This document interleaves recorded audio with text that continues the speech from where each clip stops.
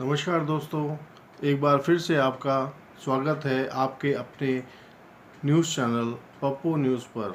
और मैं आपका दोस्त और होस्ट लोकेश निर्मोही। और बढ़ते हैं आज की ताज़ा खबर की तरफ।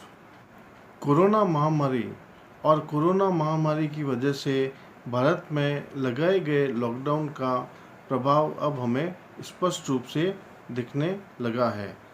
और वो रिफ्लेक्ट हुआ है हमारे देश की जो जीडीपी है, सकल घरेलू उत्पाद है, उसकी दर के रूप में। और भारत में जीडीपी दर जो तिमाही नतीजे हैं वो पिछले 24 सालों से जारी किए जा रहे हैं।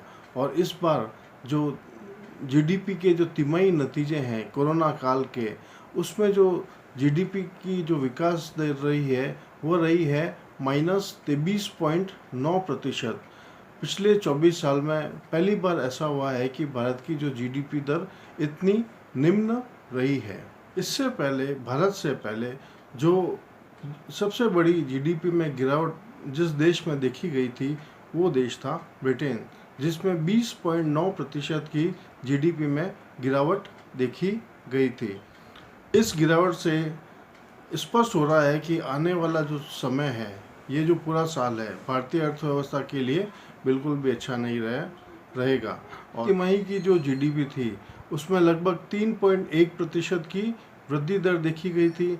और पिछले वर्ष की जो इसी समय की जो पहली तिमाही की जो जीडीपी दर थी उसमें लगभग 5.2% की वृद्धि दर देखी गई थी। लेकिन इस बार इतिहास में पहली बार 24 सालों में ऐसा हुआ है कि भारत की जीडीपी नकारात्मक हो गई है। जीडीपी के तिमाही आंकड़े 1996 से जारी किए जा रहे हैं और पिछले 24 वर्षों में जीडीपी में ये सबसे बड़ी गिरावट है। वैसे तो भारत लंबे समय से कृषि प्रधान देश रहा है और इस जो तिमाही में जो आंकड़े जारी किए गए हैं इसमें भी जो सबसे अच्छा योगदान रहा है वो रहा है कृषि क्षेत्र का ही रहा है। साथ ही साथ में फाइनेंशियल सेक्टर, सर्विसेज और अन्य उपयोगी सेवाओं का भी थोड़ा सा ठीक प्रदर्शन रहा है। सबसे खराब प्रदर्शन करने वाले जो क्षेत्र रहे हैं वो है होटल है, ट्रांसपोर्ट है, ट्रेड है, कंस्ट्रक्शन है और मैन्युफैक्चरिंग क्षेत्र काफ़ी खराब प्रदर्शन इनका इस जीडीपी में रहा है। अगली तिमाही में भी भारतीय जीडीपी दर नकारात्मक रही तो आधिकारिक रूप से ये माना जाएगा कि भारत भी मंदी की चपेट में आ गया है। आखिरकार ये जीडीपी क्या होता है? जीडीपी यानी सकल घरेलू उत्पाद।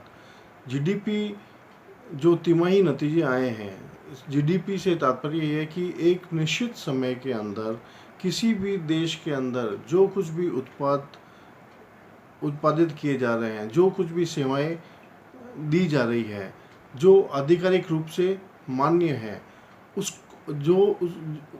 उन सभी सेवाओं का उत्पादन का जो व्यापारिक मूल्य होता है उसी को जीडीपी कहा जाता है। इसका तात्पर्य ये है कि जितना भी किसी निश्चित समय के अंदर जो देश में उत्पादन किया जाता है या जो देश में सेवाएं दी जाती है तो उसका जो व्यापारिक जो मूल्य होता है उसको जीडीपी कहा जाता है। जीडीपी एक तरह का आर्थिक संकेतक है जो देश में कुल उत्पादन को क्या करता है, मापता है। जीडीपी सामान्यतः किसी देश का जो जीवन स्तर है, उसकी अर्थव्यवस्था की जो समृद्धि है उसका सूचक के रूप में कार्य करता है। भारत में कृषि, उद्योग और सेवाएं जीडीपी के प्रमुख घटक माने जाते हैं।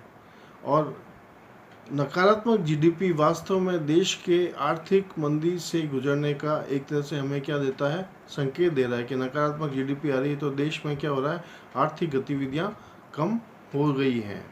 अब इसका हमारे जीवन पर क्या प्रभाव पड़ता है?